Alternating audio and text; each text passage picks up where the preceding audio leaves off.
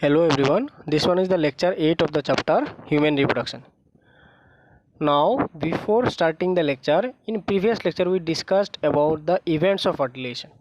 तो at the end of event of fertilization हम लोगों को क्या मिला था outcome was the zygote. तो कैसे how the zygote is developed, or it is developed by the fusion of sperm and secondary oocyte. Clear? Now in this lecture we will discuss what are the gradual changes developed in zygote and how this zygote is developed into a multicellular fetus. Clear? Now that means we will discuss about the embryonic development. Now in this lecture in the content, the first one is the hormones secreted by the ovary. I am adding this topic because I missed this topic in previous lecture. The first topic of this lecture is the hormones secreted by the ovary. Second one is stages of embryonic development. Now there are several number of stages are present in embryonic development, but in this lecture we will discuss about only 3 stages. What are the 3 stages? Cleavage, blastulation and implantation. Clear? Now I will start the lecture from the topic hormones secreted by the ovary. Clear? तो यहाँ पे अगर देखो first one is the hormones secreted by the ovary. तो ovary क्या है? Ovary is a gonadial organ और main female reproductive organ. तो ovary is also called to be an endocrine gland. तो कभी कभी ये एग्जाम में आ सकता है. Why ovary is also regarded as endocrine gland? मैं फिर से रिपीट करूँगा, यही पॉइंट से क्वेश्चन आ सकता है. Why ovary is regarded as endocrine gland? तो इसका अगर रीजन अगर देखो, फिर से मैं रिपीट करूँगा, ovary is also called to be an endocrine gland. अभी क्यों? As it is also responsible for secretion of 3 different types of hormone. क्योंकि ये जो ओवरी जो है, ovary also secrete 3 different types of hormones. That is why this female reproductive organ ovary is also regarded as a endocrine gland. ठीक है? तो अगर ये एग्जाम में एज ए क्वेश्चन आएगा तो you can write the answer. Why ovary is known as endocrine gland or regarded as endocrine gland. Clear? Now what are the hormones secreted by the ovary? So there are 3 hormones secreted by the ovary. First one is estrogen or estrogen. So what are the function of this estrogen? It is responsible for maintenance of female genital ducts and it also responsible for development of secondary sexual character. This one is the first role. What is the first role? It is responsible for maintenance of female genital duct and also responsible for development of secondary sexual character of female. Clear? So this one is the first role. Second one is it along with progesterone. Clear? It along with progesterone is responsible for cyclic changes in female reproductive tract. ठीक है? It along with progesterone मतलब progesterone के साथ मिलके it also responsible for cyclic changes in female reproductive tract. ठीक है? तो this one is the functions of estrogen. Second one is progesterone. Clear? Now this progesterone hormone is secreted from the which part of the ovary? It is secreted from corpus luteum. So what is the function of this progesterone? It is responsible for maintenance of uterus during pregnancy. So what is the main function of progesterone? It is responsible for maintenance of uterus during pregnancy. Second function क्या है? यहाँ पे अगर देखो, it also plays a major role in cyclic changes in the female reproductive tract. It also plays मतलब इसका important role होता है in cyclic changes in the female reproductive tract. So this one is the function of progesterone. And third one is called as relaxin. This relaxin is also secreted from the corpus luteum. मतलब oestrogen कहाँ से secret होता है? From the Graafian follicle. And corpus luteum से दो hormone secrete होता है, one is progesterone and other one is relaxin. तो यहाँ पे रिलैक्सिन अगर देखो, relaxin is a temporary hormone. Clear? तो रिलैक्सिन अगर देखो, what is the function of this relaxin? Relaxin causes softening of pubic symphysis eight the time of delivery और parturition. Relaxin क्या करता है? प्यूबिक सिम्फाइसिस को थोड़ा सॉफ्ट कर लेता है at the time of delivery for easy child birth, for easy child birth. Second अगर देखो, it also responsible for growth of mammary gland, मतलब प्रोलिफरेशन ऑफ मेमोरी ग्लैंड में भी इसका इंपॉर्टेंट रोल होता है। तो these are the functions of relaxin. Clear? तो these are the three hormones secreted by the ovary. What are the hormones?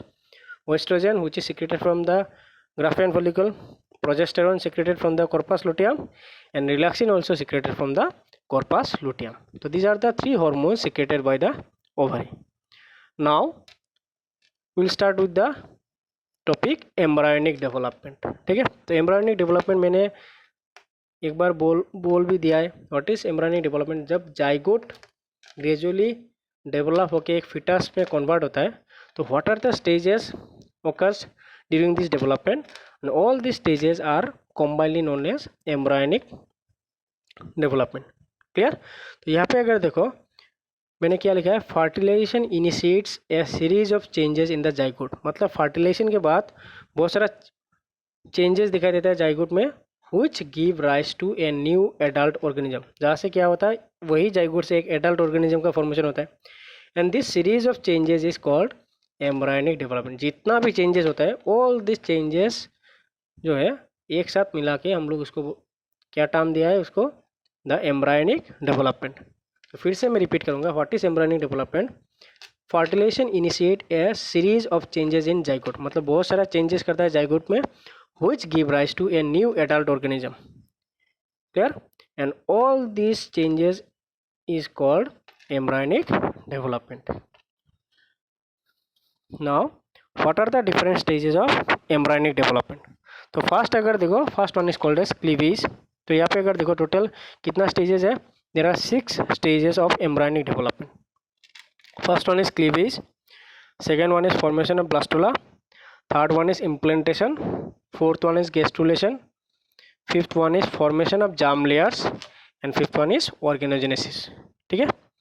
तो these are the stages of embryonic development. फिर से मैं रिपीट करूँगा, what are the stages? First one is cleavage, जहाँ पे क्या होगा, जाइगोट का रिपीटेड डिविजन स्टार्ट हो जाएगा।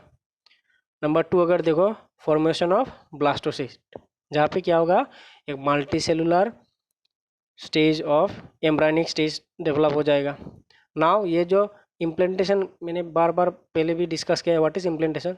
ये जो एम्ब्रायो डेवलप हुआ है, मतलब ब्लास्टोसिस्ट जो डेवलप होगा, this blastocyst is use to attach with the wall of uterus, उसको हम लोग बोलेंगे implantation. After implantation, conversion of blastocyst into gastrula is known as gastrulation. Gastrulation के बाद क्या होगा, फॉर्मेशन ऑफ जार्म लेयर्स। मतलब ह्यूमन क्या है, ट्राइपोप्लास्टिक एनिमल, मतलब there are 3 germ layers will be develop. क्या क्या? Ectoderm, endoderm and mesoderm.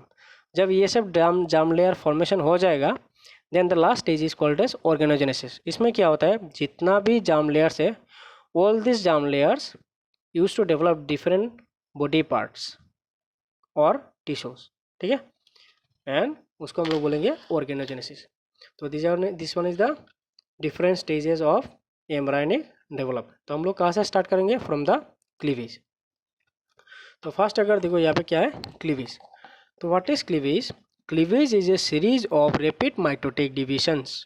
मैं फिर से रिपीट करूँगा, यहाँ पे क्या लिखा है देखो, it is a series of rapid mitotic division. ठीक है? यहाँ पे मैंने क्या नहीं लिखा है, मियोटिक नहीं लिखा है, ध्यान से देख लेना। This one is the mitotic division, because zygote यहाँ पे क्या है, zygote is a diploid cell and this zygote divide by the mitosis only. ठीक है? तो it is a series of rapid mitotic divisions of zygote which converted into multicellular structure called blastula, and this process is called as cleavage. ठीक है? यहाँ पे क्या होगा, एक zygote rapidly divide by mitotic division, mitotic division से उसका division होगा and all this multicellular structure develop into blastula and this process is called as cleavage. ठीक है, अभी प्रोसेस ऑफ क्लीवेज अगर देखो कैसे क्लीवेज काम करता है, फर्स्ट पॉइंट में मैंने क्या लिखा है देखो, all this points are very important for entrance examination. ठीक है, यहाँ पे क्या होता है देखो, 30 hours after fertilisation of zygote. ठीक है, कितना, what is the time duration, 30 hours, या फिर बोल सकते हो आफ्टर 24 आवर्स। ठीक है, आफ्टर 24 आवर ऑफ फर्टिलाइजेशन या फिर 30 आवर्स के बाद जाइगोट जो है, zygote divide into 2 cells called blastomeres. ठीक है, zygote divide by mitotically and produce 2 cells which is known as blastomeres। clear?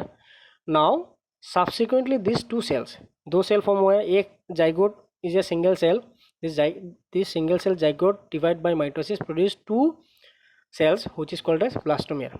now these 2 cells means these 2 blastomere again divide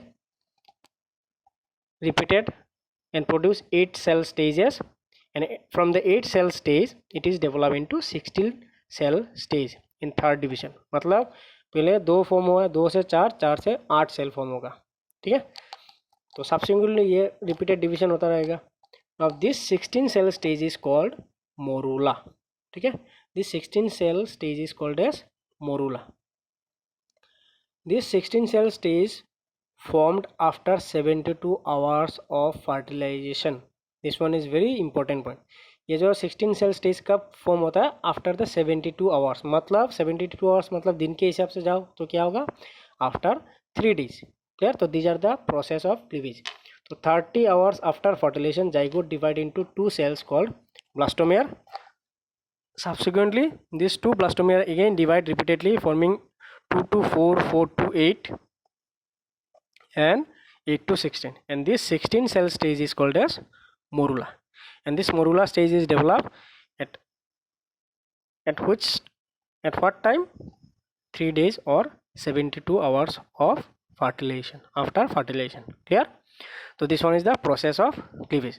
now यहाँ पे एक मैं शायद मैंने ये पॉइंट नहीं डाला होगा, the nature of cleavage in human अगर देखो, it is the holoblastic cleavage. Clear? Nature of cleavage in human is the holoblastic cleavage. तो this one is the process of cleavage. तो कैसे होता है, नाउ नेक्स्ट अगर देखो, फॉर्मेशन ऑफ ब्लास्टुला मीन्स जिसको हम लोग बोलते हैं ब्लास्टुलेशन। पहले भी बोल दिया था, क्या था, blastomeres repeatedly divide to produce 64 cell mass। ठीक है, and the embryo is called blastocyst and the process is called as blastulation. पहले हम लोगों ने मोरुला स्टेज में कितना सेल देखा था, 16। This 16 number of cell again divide mitotically produce 32 number of cell, and this 32 number of cell divide and produce 64 number of cell mass। ठीक है, तो blastomere repeatedly divide to produce 64 cell mass and the embryo is called blastocyst and the process of formation of blastocyst is called as blastulation। ठीक है, जब morula से blastula form होता है तो कितना सेल्स होता है, it produce near about 64 cell mass। ठीक है, which is called as blastulation. ये तो हो गया ब्लास्टुलेशन और process of formation of blastula. अभी ब्लास्टुला के स्ट्रक्चर में क्या क्या होता है, तो this one is very important for your final exam also, because ये कभी कभी एग्जाम में आ सकता है अलॉन्ग विद द डायग्राम या फिर only to draw the diagram. तो what is the topic, it is the structure of blastula. तो यहाँ पे क्या होता है देखो, सेल्स ऑफ ब्लास्टोसिस्ट। ठीक है, सेल्स ऑफ ब्लास्टोसिस्ट मतलब ब्लास्टोमियर्स जो था, cells of blastocyst which connected with inner cell mass are called cells of Rauber. ठीक है, what is the point, cells of blastocyst मतलब ब्लास्टोसिस्ट का जो सेल्स है वो किसके साथ कनेक्टेड होगा, with inner cell mass is called cells of Rauber. यहाँ पे अगर डायग्राम में देखो, एक ग्रुप ऑफ सेल्स दिखाई दे रहा है एक बंडल में, the upper part of the diagram, उस ग्रुप के it is called as inner cell mass. उस इनर सेल मास के साथ जो जो ब्लास्टोसिस्ट का सेल कनेक्टेड होगा, they are known as cells of Rauber. ठीक है, सेकेंड पॉइंट में मैंने क्या डाला है देखो, blastocyst composed of an outer envelope of single layer of cells called trophoblast। ठीक है, what is trophoblast, blastocyst composed of an outer envelope of single layer of cell, बाहर का एक कवरिंग है which is made up of single layer of cells which is called as trophoblast, And this, what is the function of this trophoblast? This trophoblast provides nourishment to the embryo. What is the function of this trophoblast? It provides nourishment to the embryo. तो blastocyst का जो outermost covering जो है which is consist of a single layer of cells which is known as trophoblast. Third point में अगर देखो the side of blastocyst, ठीक है, the side of blastocyst which contain inner cell mass, मतलब जिस तरफ inner cell mass है, this particular end is called as embryonic pool. ठीक है, यहाँ पे फिर से लिखा है देखो, the side of blastocyst which contain inner cell mass is called embryonic pool, and और इसका और एक नाम क्या है, animal pool, and the opposite side is called as vegetal pool. देखो मैं आ रहा है, the outline is one is embryonic pool and another one is vegetal pool. ठीक है, तो ये जिस तरफ इनर सेल मास होगा उस एंड को हम लोग बोलेंगे embryonic pole and the opposite end is called as vegetal pole. Now the cavity present in blastocyst is called as blastocoel. ठीक है, तो यहाँ पे अगर देखो देयर इज ए कैविटी, पूरा देखो व्हाइट कलर का एक गैप दिखाई दे रहा है इन बिटवीन द सेल्स, इस गैप को हम लोग बोलेंगे blastocoel. The cavity of blastocyst is called as blastocoel. तो कभी कभी एग्जाम में आ सकता है व्हाट इज ब्लास्टोसिल और name the cavity of blastocyst which is the blastocoel. ठीक है, it is called as blastocoel. So this one is the structure of blastula, and this structure of blastula is very important for your board exam. At the same time it is also important for entrance.